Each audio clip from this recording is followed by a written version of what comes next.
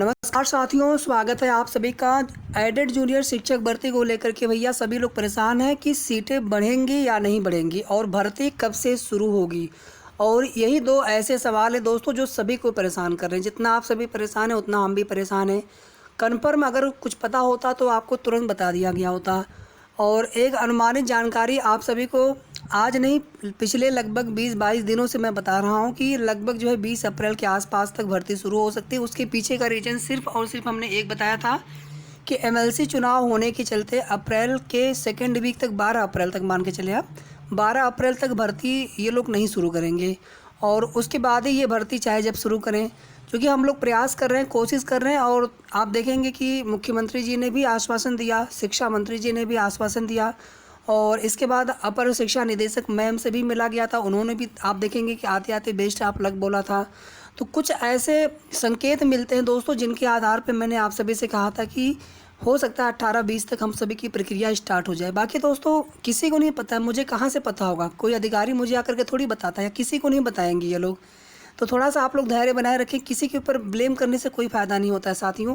मेहनत होती है अपने स्तर से जितना प्रयास हो पाता है, फिर महत्वपूर्ण जो जानकारी होती है वो भी आपको वीडियो के माध्यम से बताई जाती है। तो थोड़ा सा आप सभी को धैर्य भी बनाए रखना है और अपने स्तर से आप सभी जो भी प्रयास कर सकते हैं, अगर आप कुछ कर सकते हैं संभव हो तो ज़रूर करें, नहीं संभव तो कोई बात नहीं। सोशल मीडिया प्लेटफॉर्म पर भी आप कुछ प्रयास कर सकते हैं, जैसे कि कोई ट्वीट आया शिक्षा मंत्री जी का, मुख्यमंत्री जी का आदि, जो भी आपको समझ में आए वो आप प्रयास कर सकते हैं।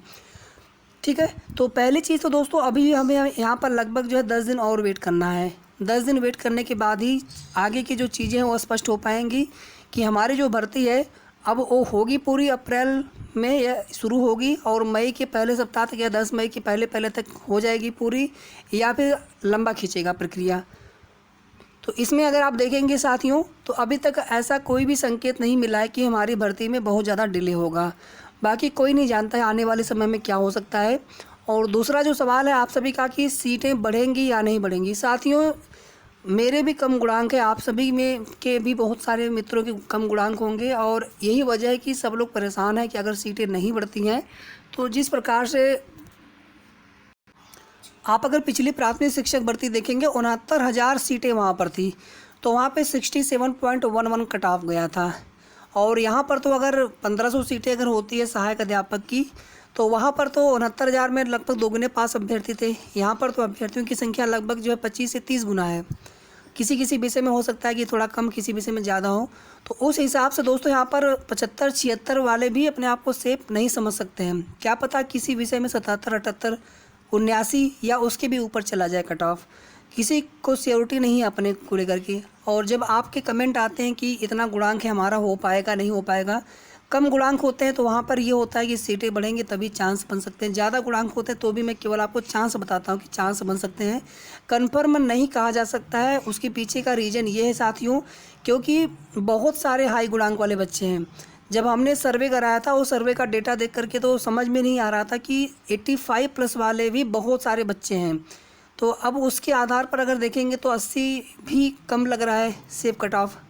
हालांकि हमने ये कहा था कि हो सकता है कि उसमें डेटा सही ना हो, गलत पोल भी हुआ हो। बाकी हमने सभी को ईमानदारी पूर्वक ऑनेस्टली ही पोल करने के लिए बोला था। बाकी जो भी है, तो यहाँ पर दोस्तों अगर सीटें 6000 हो जाती हैं तो ये बिल्कुल इस बात की आप सभी उम्मीद रख सकते हैं कि कट ऑफ जो है कम से कम 4-5 गुणांक नीचे आ जाएगा, जितना कट ऑफ अभी हम उम्मीद कर रहे हैं।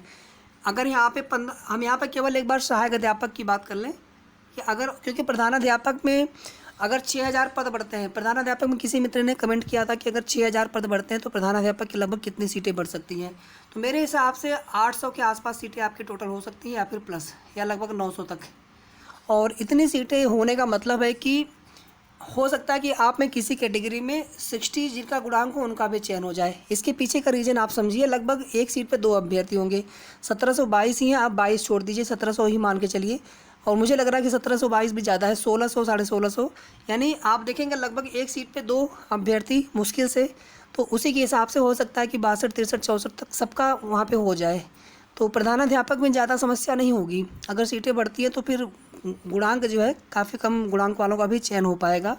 सहायक अध्यापक में 1504 और यहाँ पे 6000 में मान लेते हैं यहाँ पे कि लगभग जो है 5000 के ज़्यादा ऊपर ही सीटें सहायक अध्यापक को मिलेंगी। अगर सीटें यहाँ पर 6000 होती हैं तो उस सिचुएशन में दोस्तों 70 तक जो है सेफ गुणांक आ सकता है जनरल कैटेगरी में।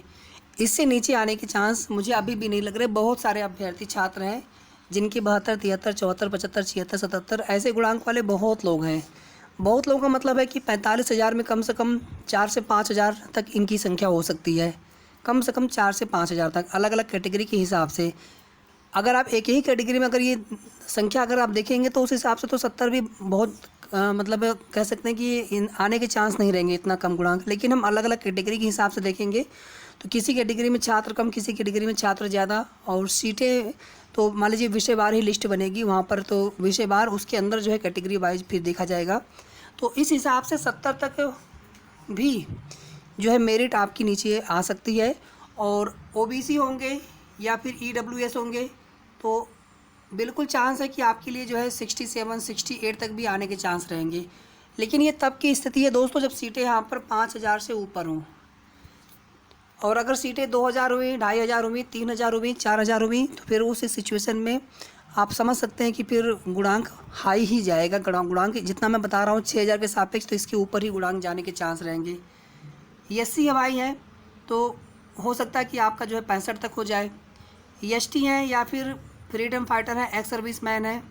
देखिए एससी और पीएच का मैं लगभग एक ही मान के चल रहा हूँ। पीएच में छात्र ज़्यादा होते हैं। बाकी जो एसटी हैं, फ्रीडम फाइटर है, एक्स सर्विस मैन है, हो सकता है कि आप लोगों का जो चयन है 60 तक भी हो जाए। बाकी आप सभी को कितना लग रहा है आप लोग ये कमेंट करके ज़रूर बता सकते हैं। और ये जो कुछ भी मैं आपको चीज़ें बताता हूँ दोस्तों, आप लोग लगातार जब कमेंट करते हैं तो वो गुणांक मैं आप सभी के देखता हूँ, तो उसी के आधार पर ये सब चीज़ें मैं आपको बताने में समर्थ हो पाता हूँ। बाकी फ़ाइनल कट ऑफ कितना जाएगा ये कोई नहीं जानता है। और फाइनल जो कट ऑफ होगा पूरी तरह से सीटों की संख्या पर ही डिपेंड करेगा। सीटों की संख्या अभी जो 6,000 बताई जा रही है दोस्तों, मैं बार बार कह रहा हूँ कि ये सिर्फ़ और सिर्फ खाली पदों की बात हो रही है। कितने पदों पर हमारी चयन सूची मेरिट लिस्ट बनेगी किसी को नहीं पता है।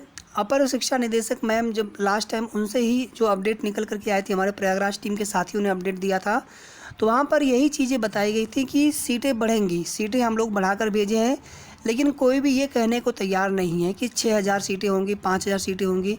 लेकिन ये है दोस्तों कि उप शिक्षा निदेशक रमेश सर के द्वारा जितनी बार भी आप देखेंगे सीटों की संख्या को लेकर के बात हुई है, उन्होंने हर बार जो है 2.5 गुना, 3 गुना, 3.5 गुना ऐसा बोला है। तो उस हिसाब से दोस्तों हम सभी को उम्मीद है कि सीटें जो है बढ़नी चाहिए। सीटें जो है 5 से 6,000 तक ही भी सीटें होनी चाहिए।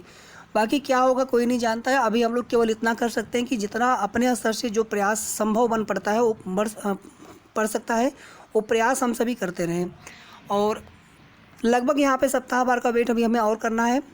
हो सकता है उसके पहले भी प्रक्रिया शुरू हो जाए। 18 अप्रैल, 19 अप्रैल, 20 अप्रैल के आसपास तक कुछ न कुछ जो है चीज़ें या कार्रवाई आगे की देखने को मिल सकती है। बिल्कुल एग्जैक्टली ये नहीं कह सकते कि भर्ती स्टार्ट हो जाएगी, ऑनलाइन आवेदन स्टार्ट हो जाएंगे, लेकिन हो सकता है कि कुछ वेरिफिकेशन पदों की संख्या को लेकर के कुछ अंतिम रूप से, फाइनल रूप से कुछ न कुछ प्रक्रिया जो है देखने को मिल सकती है। पूरी उम्मीद है दोस्तों इस बात की। तो ये कुल मिलाकर के आप सभी के लिए महत्वपूर्ण सूचना हो गई। और 6,000 पदों पर अगर सीटें बढ़ती हैं तो लगभग कितने गुणांक तक वालों का चयन हो सकता है।